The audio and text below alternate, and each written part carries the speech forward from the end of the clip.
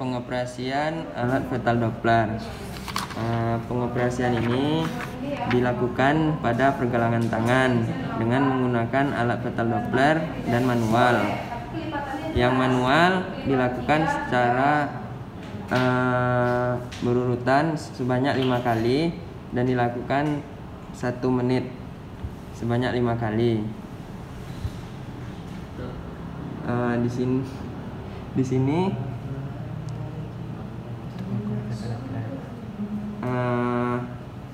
pengukuran alat fetal Doppler.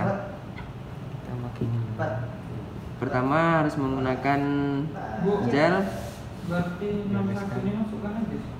dan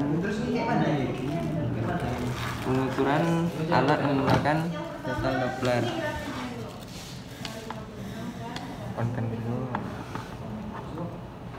On-kan dulu, kemudian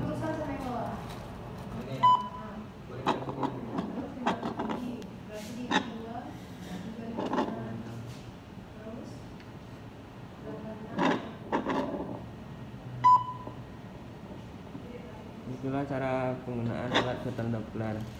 Berarti data yang didapatkan adalah 85.